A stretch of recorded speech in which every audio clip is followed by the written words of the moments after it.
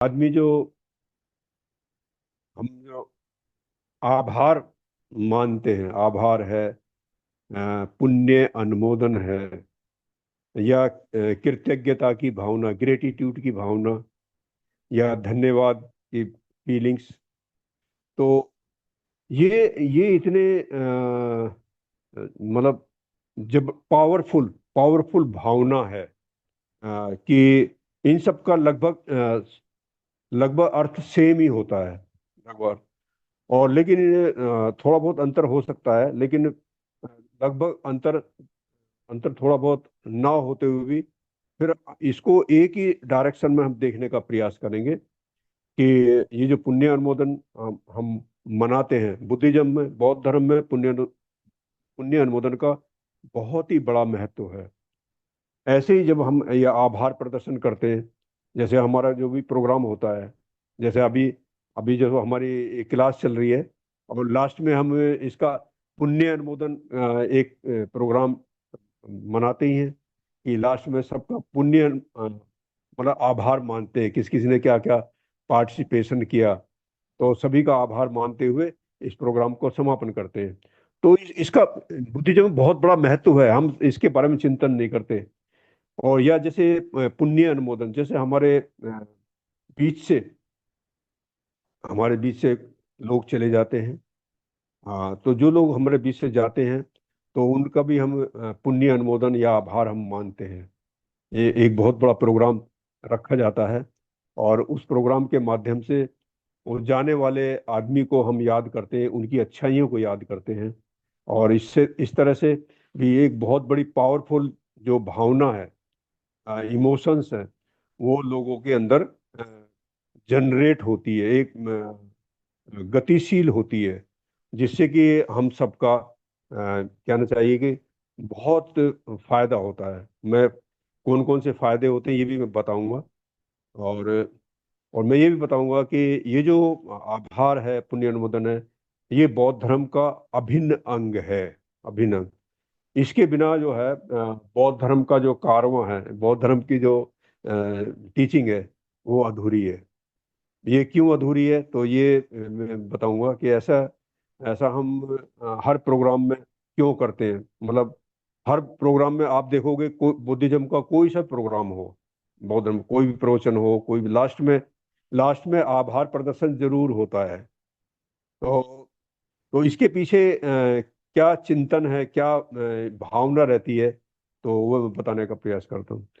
तो शुरुआत यहीं से करते हैं कि हम जो है क्योंकि भगवान बुद्ध का जो मार्ग है, या भगवान बुद्ध ने जो खोज करी है, वो इसी दुख की खोज करी है। दुख को दूर करने का जो मार्ग है, उसको हमारे बीच में मतलब वो चिंतन मनन करके एक नया मार्ग, लोगों का दुख दूर करने के लिए एक मार्ग उन्होंने खोज निकाला था।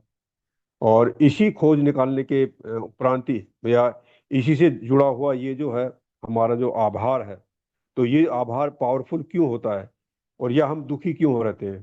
तो इन दोनों का मैं अंतर समझाने का मैं प्रयास करूंगा। जैसे मान लो, हम दुखी जो रहते हैं कि हम कमियां देखते हैं।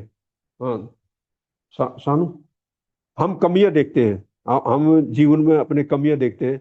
तो जहां जहां हम कमियों के तरफ हमारा फोकस होता है, हमारा मन फोकस होता है, तो कमियां देखते हुए हमारा मन क्या है, दुखी होता है कि मेरे अंदर ये कमी है, मेरे जीवन में अभी ये कमी रह गई है, हम आर्थिक उन्नति नहीं कर पाए, आर्थिक उन्नति में मेरे अंदर ये कमी रह गई है। तो कमियों को जब हम देखते हैं, कमियों पर हम फोकस करते हैं, हमारा मन जाता है, तो हमें क्या होता है, दुख होता है। लेकिन इसके विपरीत, जब हम मतलब पुण्य अनुमोदन करते हैं, या आभार प्रदर्शन करते हैं, या कृतज्ञता की भावना हम प्रदर्शित करते हैं, तो उससे क्या होता है कि जो कुछ भी हमारे पास है, जो कुछ भी वर्तमान में हमारे पास है, उसका हम क्या करते हैं, आभार मानते हैं। हाँ। और ये आभार इतना पावरफुल है, इतना पावरफुल है कि ये सारी कमियों को दूर कर देता है। जो कमियां मीन्स मतलब दुख की तरफ जा रहे हैं।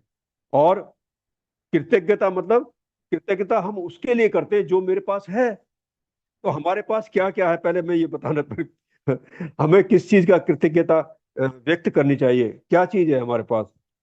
अब हम देखते हैं कि हमारे पास जो है एक एक अच्छा शरीर है।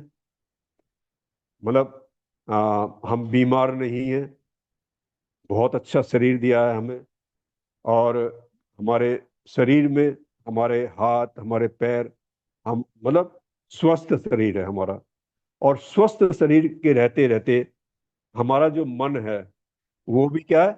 हमारा मन भी स्वस्थ है। अब ये मन जो स्वस्थ, मन स्वस्थ होने का मतलब क्या होता है? मन स्वस्थ, मन जो मन स्वस्थ होने का मतलब ये है कि जो भी हम, हमारा जो मन जो है कमियों की तरफ फोकस होता है।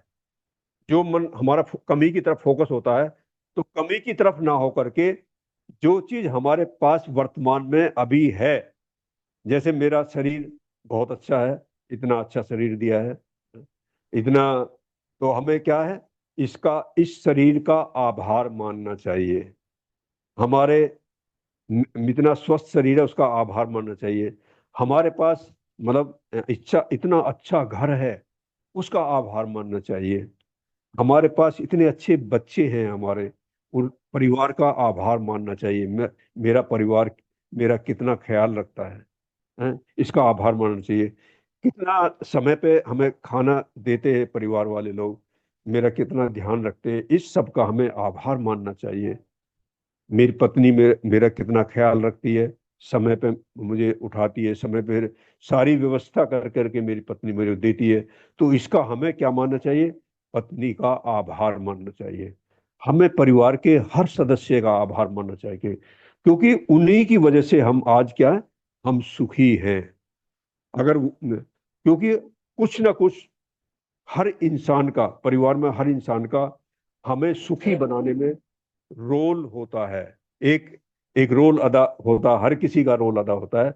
अब जैसे मान लो अ, हम परिवार में जैसे अच्छा खाना खा रहे हैं, अच्छी तरह हम रह रहे हैं, हम खुश हैं, प्रसन्नचित हैं, हमारा स्वास्थ्य भी अच्छा है, तो इस सब के पीछे जो है हमें, हमारा कौन है?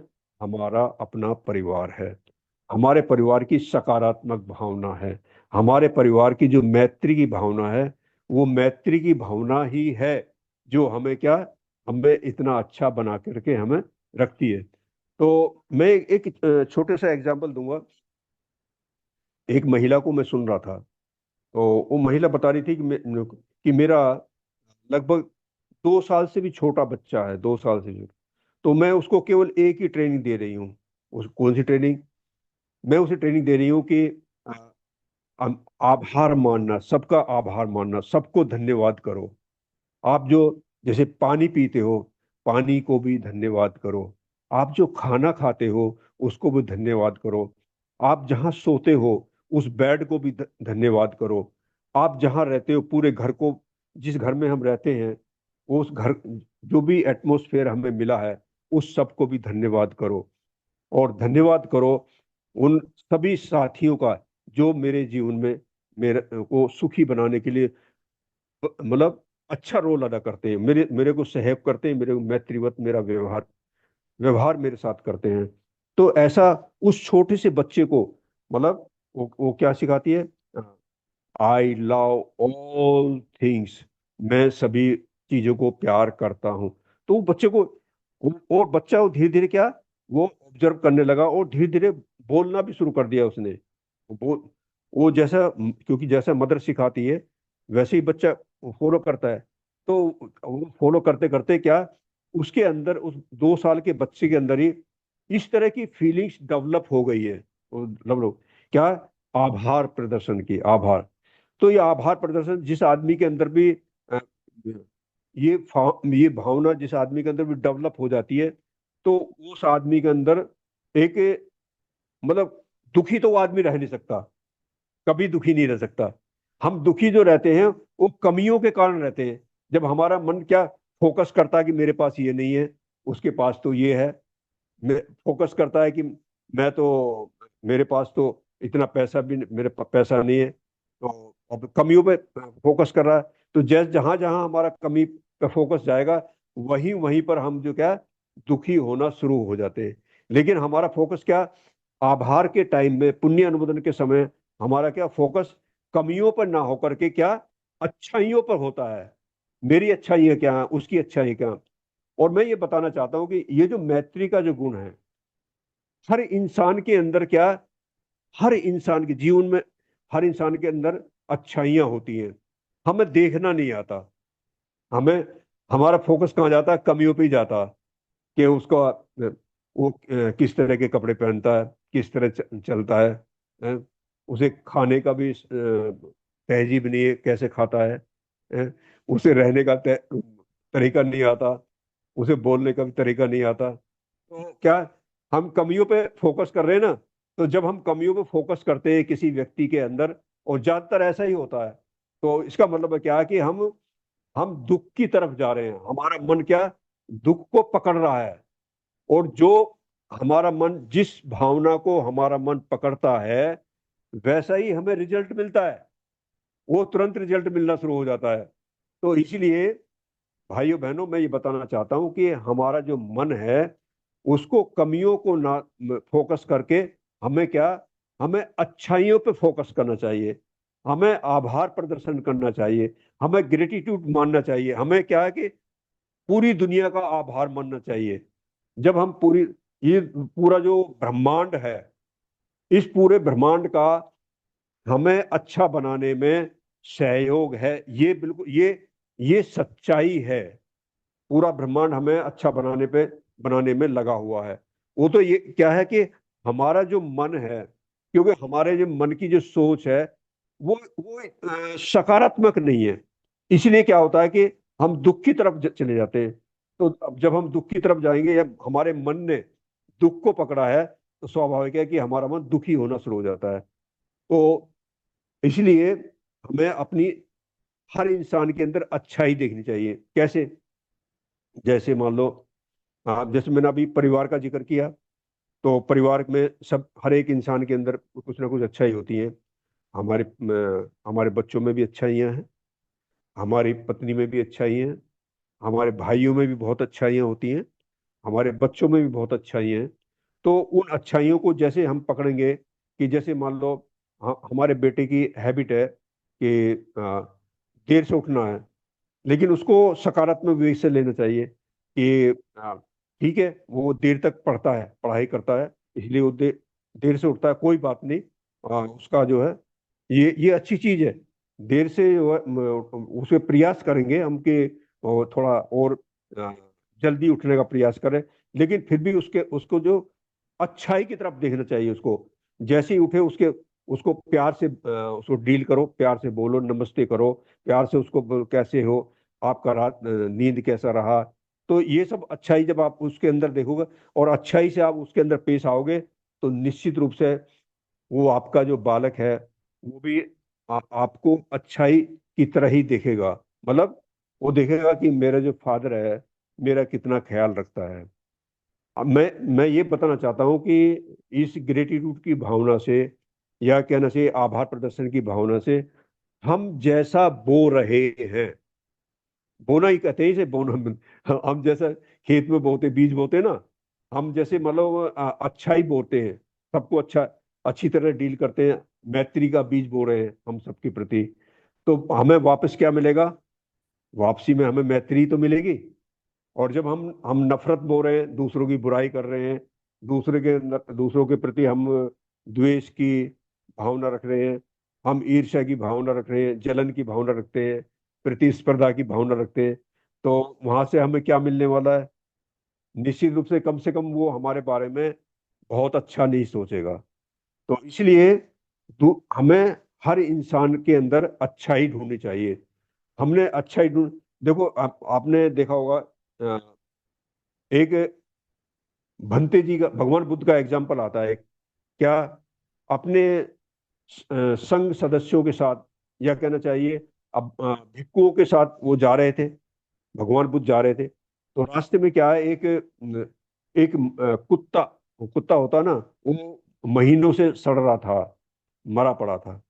लेकिन उन्होंने क्या देखा, भगवान बुद्ध ने क्या देखा उसके अंदर, कि उसके जो दांत थे, कुत्ते के जो दांत थे, वो बहुत ही वाइट चमक रहे थे, बहुत वाइट वाइट। तो भगवान बुद्ध ने क्या देखा? मुझे दांत कितने सुंदर हैं, दांत कितने सुंदर हैं। तो मतलब गंदगी में भी उन्होंने क्या सुंदरता देखी। अगर ऐसे हमें दुनिया को देखने का हमारा नजरिया ऐसे बन जाए, जैसे मतलब भगवान बुद्ध उस सड़े हुए कुत्ते को देखने के बाद भी क्या देख रहे हैं? इसके दांत कितने सुंदर हैं, कितने सुंदर दांत हैं। तो यदि इस तरह का नजरिया हमारा भी दुनिया को देखना बन जाए, तो दुनिया में ऐसी कोई ताकत नहीं है कि जो आपको दुखी बना सके। आप कोई आप दुखी होंगे ही नहीं।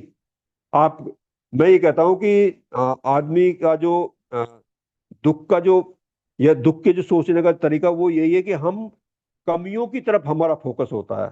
मेरे अंदर ये कमियां हैं, उसके अंदर ये कमी है, दुनिया में ये कमी है। तो जैसे ही हम कमियां ढूंढना शुरू कर देते हैं, उसी मोमेंट पे हमारा क्या, हम दुखी होना शुरू हो जाते हैं। और जब आदमी दुखी होता है तो उसका मन क्या अशांत हो जाता है। मतलब मन शांत नहीं रहता।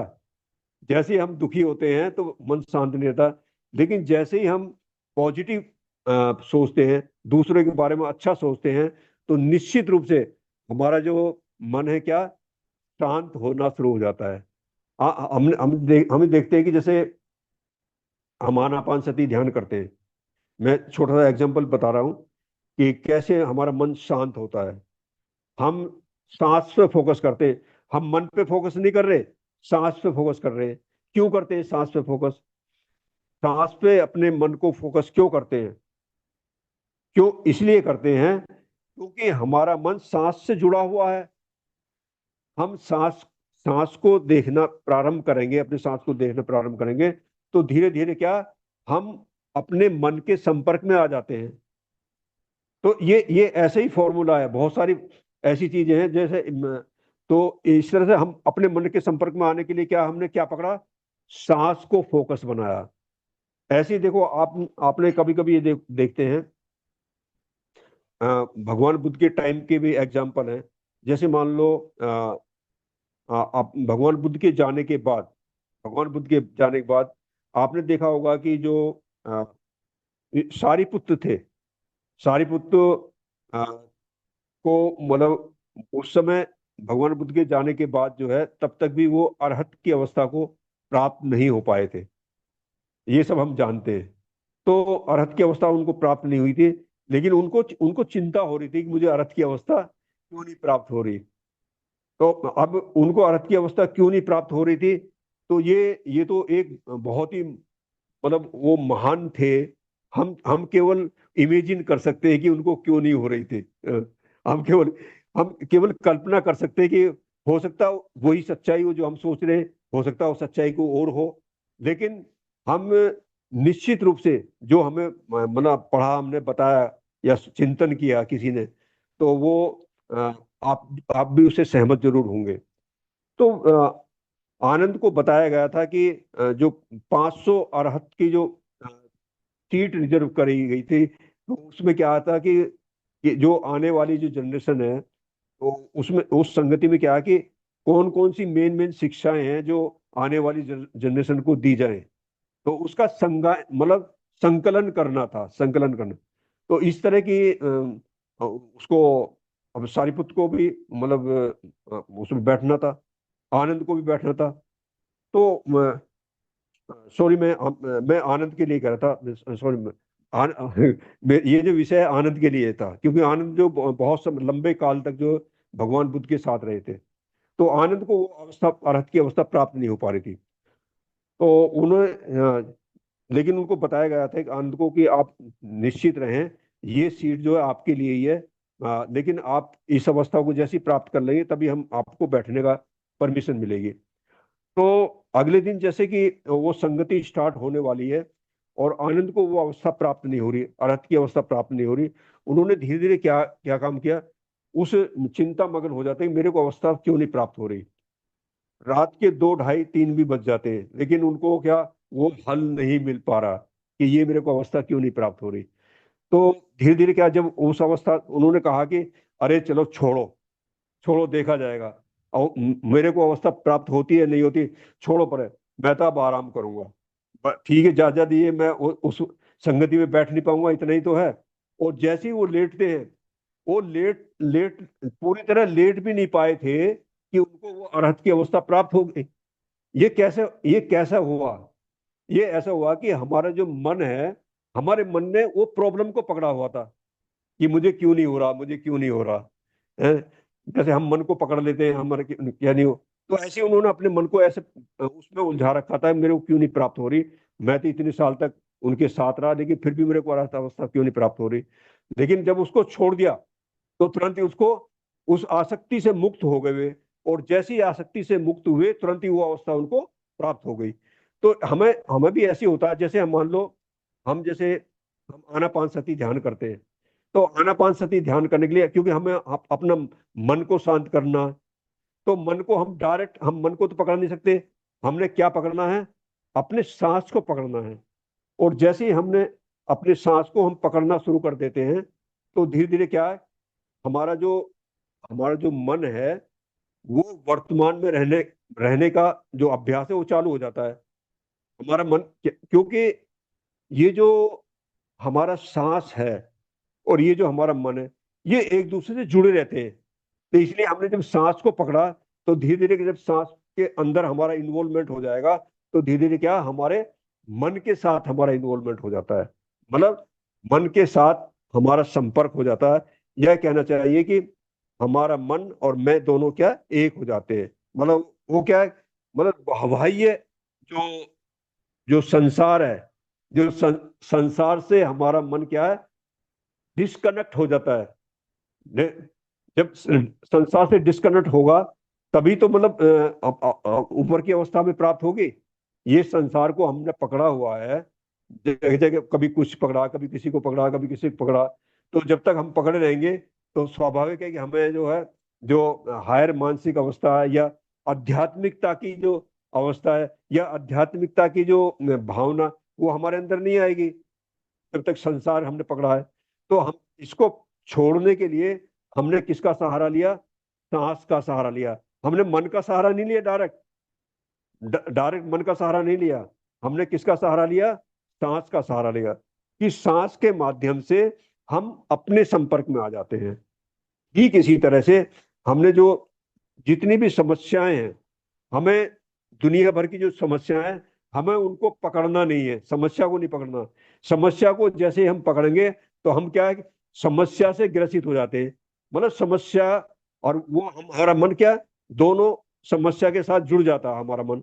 और जैसे ही समस्या के साथ हमारा मन जुड़ेगा, तो समस्या से ग्रसित हो जाएगा, और हम दुखी होना शुरू हो जाएंगे, और हमारा मन क्या, अशांत होना शुरू हो जाएगा। तो मैं ये बताना चाहता हूँ कि ये जो हमारा जो अशांत मन है, इसको शांत करने के लिए हमें क्या, इनडायरेक्ट वे से चलना पड़ेगा। जैसे हम सांस को पकड़ते हैं, अब जैसे मान लो, हम बहुत सारी बातें हैं, जैसे हमारा, हम जैसे मेत्ता भावना करते हैं, तो मेत्ता भावना हमारे अंदर डेवलप हो, तो उसे उसके लिए क्या करते हैं, उसमें भी हमें अपने मन को ऐसे पकड़ते हैं कि जैसे हम अच्छाई का मनन करते हैं, उस भावना को, फीलिंग्स को पकड़ेंगे, उस फीलिंग्स को पकड़ेंगे, क्योंकि भावना ही तो है मेत्ता भावना। हम भावनाओं को जैसे पकड़ेंगे कि जैसे मतलब मैं सुखी हो रहा हूँ, सुखी हो, तो वैसे फीलिंग्स को महसूस करो। तो जैसे जैसे हम उस फीलिंग्स को अपने अंदर आत्मसात करेंगे, महसूस करेंगे, तो वैसे वैसे ही हम जो है मैत्रीवान बनते चले जाएंगे। तो कहने का मेरा मतलब ये है कि ये जो हमारा जो मन है, ये इसको अ, समझना इतना आसान भी नहीं है, और इतना मुश्किल भी नहीं है। इतना मुश्किल, मतलब अगर आप इसको बहुत इजीली आ जाता है, बहुत इजीली आ जाता है। लेकिन हम क्या, उलझे रहते हैं, संसार में उलझे रहते हैं। तो संसार की जो उलझन है, वो हमें, हमारे मन को क्या, भटकाती रहती है, हमें शांत नहीं होने देती, हमारे मन को शांत नहीं होने देती। तो मैं भाइयों बहनों, मैं ये बताना चाहता हूँ कि जैसे हमारी जो, जैसे ये आभार वाली जो भावना है, हमारी जो ग्रेटिट्यूड वाली भावना है, हमारी जो पुण्य अनुमोदन वाली जो भावना है, इसको वास्तव में ये बहुत मजबूत भावना है। इसको, अगर इस मजबूत भावना को हमने इसका विकास किया, तो निश्चित रूप से जीवन में हम कभी दुखी रह नहीं सकते। हमें क्या, हम हमेशा सुखी रहेंगे, हम सुखी सुखी अवस्था को प्राप्त होंगे। और जो आदमी सुखी अवस्था को प्राप्त होता है, सुखी आदमी वही होता है जो वर्तमान में जीता है। जो आदमी वर्तमान में जीता है वही आदमी सुख को प्राप्त होता है। तो वर्तमान में जीने के लिए हमने क्या करना है, हमें ये आभार वाली जो भावना है, ग्रेटिट्यूड वाली भावना है, पुण्य अनुमोदन वाली भावना है, या धन्यवाद वाला जो बात भावना है, या शुक्रियादा वाली भावना है, उसको हमें क्या ज्यादा से ज्यादा विकसित करना चाहिए, ज्यादा ज्यादा होना चाहिए। इसके लिए मैं एक एक छोटी सी कहानी के रूप में बताना चाहूंगा। जैसे हम पुण्य अनुमोदन हम अक्सर मनाते हैं, करते रहते हैं, पुण्य अनुमोदन संस्कार करते रहते हैं। जब भी कोई हमारे बीच से कोई हमारा सदस्य जाता है तो परिवार के लोग पुण्य अनुमोदन मनाते हैं, और उसका उसकी फोटो रखते हैं, भगवान बुद्ध की, बाबा साहब की, और उसकी जो हमारे बीच से सदस्य चले गए हैं उसकी फोटो भी रखी जाती है।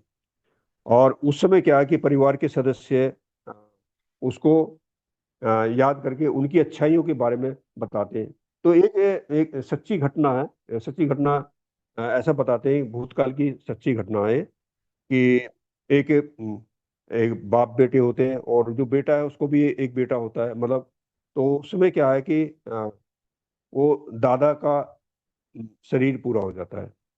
और जैसे ही दादा का शरीर पूरा हुआ तो बाप बेटों में बहुत प्यार था। तो वो जैसे ही चला जाता है उसका अंतिम संस्कार भी हो जाता है, सब कुछ हो जाता है, लेकिन उसको वो दुख में, इतना दुख में हो जाता है कि अपने बाप के दुख में वो हमेशा दुखी, रोता रहता है, हमेशा चिंताग्रस्त रहता है। लेकिन उसका 8-10 साल का जो बालक है, 8-10 साल का मतलब मरने वाले का पोता, वो वो काफी समझदार था, बहुत अच्छा जानकार था, मतलब धम्माचरण करने वाला था, बुद्धिस्ट आचरण करने वाला बच्चा था। तो वो देखता है कि मैं अपने फादर को कैसे समझाऊं, तो वो समझाने की, अब मैं कैसे, अगर इनको रोते हुए को चुप कराऊंगा ये इनको और ज्यादा दुख होगा। तो ये तो हमेशा ही रोते रहते हैं, रोज उठ के रोना शुरू कर देते हैं। तो ये तो और बीमार हो जाएंगे, तो बाबा तो चले गए मेरे, तो ये फादर भी चले जाएंगे, तो ये दुख उसको, बच्चे को सताने लगा। तो मैं कैसे अपने फादर को सही मार्ग पर लाऊं, ये सोचने लगा वो। तो उसने सोचते सोचते क्या, उसको एक तरकीब सूझती है। वो जैसे ही बाहर निकल के जाता है, तो जैसे ही रास्ते में देखा, एक एक बैल होता है, बैल। हाँ, वो बैल अभी अभी मर गया था।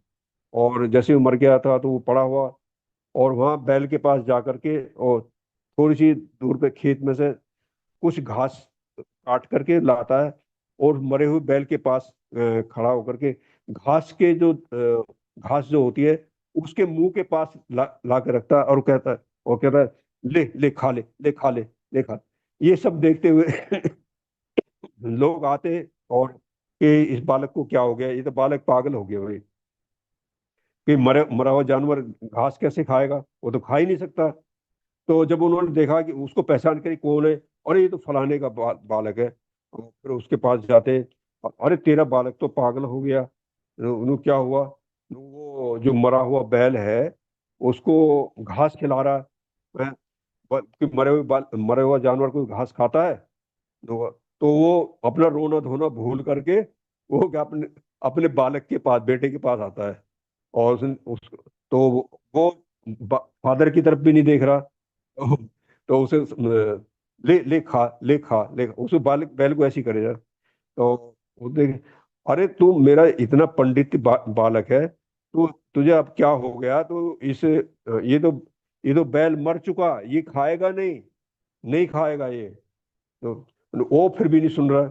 उन्होंने झल्ला करके, उसके फादर ने झल्ला करके अपने बेटे को कहा, तू पागल हो गया है क्या? ये बैल जब मर गया तो ये कैसे खाएगा? ये नहीं खा सकता। तो जैसे ही उसने झल्ला करके, उसके फादर ने उसको, बालक को कहा, तो उस बालक ने अपने फादर की तरफ को देखा। तो देखने के बाद उसने और कुछ नहीं कहा। उसने कहा, पिताजी मैं आपसे एक बात पूछना चाहता हूँ। मैं भी जानता हूँ ये मर गया है और ये नहीं खाएगा, ये मैं जानता हूँ। लेकिन ये देखने में ऐसा लगा जैसे ये अभी अभी, ये तो मेरे सामने अभी पड़ा हुआ है कि जैसे अभी खा ले। लेकिन दादाजी को तो आपने अंतिम संस्कार कर दिया, उन्हें उन्होंने जला भी दिया, उनकी अस्थियां भी हैं। तो अब आप ये बताइए, तो फादर हैं कहाँ जिसके लिए आप रो रहे हो? वो कहाँ है? आप क्यों रो रहे हो, मतलब किसके लिए रो रहे हो? उसके उसके बालक ने जब ये बात बताई, तो उसकी तुरंत जो है उसको समझ में आएगा, हाँ मैं गलती कर रहा हूँ। क्योंकि जो दुनिया में से एक बार चला जाता है, वो कभी लौट करके नहीं आता। तो उसको जब ये बात समझ में आ जाती है, तो तब उसका जो दुख है वास्तव में कम हो जाता है। और हम ये भी देखते हैं कि जब भी पुण्य अनुमोदन जो संस्कार माना जाता है, तो हमें क्या है, उसकी जो जाने वाले की जो अच्छाइयाँ हैं उनका गुणगान किया जाता है। अच्छाइयों को गुणगान करने से क्या होता है कि अच्छाई हमारी सराउंडिंग्स में, मतलब चारों तरफ फैलती हैं। तो हमें ज्यादा से ज्यादा क्या है, अच्छे कार्य करने चाहिए, अच्छे पुण्य धार्मिक कार्य करने चाहिए। हमें ज्यादा दान करना चाहिए, क्योंकि जिससे सांसारिक जो आसक्ति काय से कम होती है, दान देने से कम होती है। तो जैसे जैसे हम दान की प्रवृत्ति को हम बढ़ाएंगे, तो निश्चित रूप से हमारी जो ये आसक्ति क्या, ये कम होना शुरू हो जाती है। और जैसे हमारी आसक्ति कम होती है, वैसे वैसे ही हमारा ये दुख का कारण आसक्ति तो होता ही है ना। तो आसक्ति जैसे जैसे कम होगी, तो वैसे वैसे ही हमारी जो मानसिक अवस्था, सकारात्मक मानसिक अवस्था, वो डेवलप होना शुरू हो जाती है। इसीलिए हमें पुण्य अनुमोदन करते समय हमें वास्तव में अच्छाई का पालन करना चाहिए। हमें धर्म का पालन करना चाहिए, हमें गहराई से धर्म की स्टडी करना चाहिए। हमें वास्तव में जो मैत्री का पालन करना चाहिए। हमें देखना चाहिए कि हर इंसान के अंदर अच्छाई है, हर जीव के अंदर अच्छाई है। हाँ, अब जो ये हमारे जो आसपास जो जो जीव दिखाई देते हैं ना, जो हर जीव के अंदर जो है कुछ ना कुछ अच्छाई होती है। अब जैसे ये कुत्ते होते हैं, कुत्ते के अंदर भी बहुत अच्छाई होती है। आप देखो ना, आप थोड़ा भी प्यार करो तो वो कितने गुना लौटाता है आपको। बिल्ली के अंदर भी कुछ ना कुछ क्वालिटी होती है। हर हर जानवर के अंदर कुछ ना कुछ क्वालिटी होती है, अच्छाइयाँ होती है। तो उस अच्छाई को पकड़ना है हमें, ना कि उसकी बुराई को। तो जैसे जैसे हम दुनिया की अच्छाई को हम पकड़ेंगे, तो निश्चित रूप से हम भी अच्छाई को पकड़ते पकड़ते हम भी अच्छे इंसान बन जाएंगे, और हमारी अवस्था भी बहुत ही सुखमय अवस्था हो जाएगी। तो मैं भाई बहनों, मैं यही बताना चाहता हूँ कि हमारी जो वास्तव में देखा जाए, ये जो पुण्य अनुमोदन हमारा तभी सार्थक होगा, या आभार प्रदर्शन तभी सार्थक होगा, यह कहना चाहिए ग्रेटिट्यूड की भावना जो बहुत पावरफुल भावना है, ये हमें हमें मौत से भी बचा के ला सकती है। इतनी जबरदस्त भावना होती है। इसका ज्यादा से ज्यादा हमें विकास करना चाहिए। और इन्हीं शब्दों के साथ मैं यहीं पे विराम देता हूँ। मेरी बात को आपने बहुत ध्यानपूर्वक सुन लिया। आप लोगों का बहुत बहुत आभार।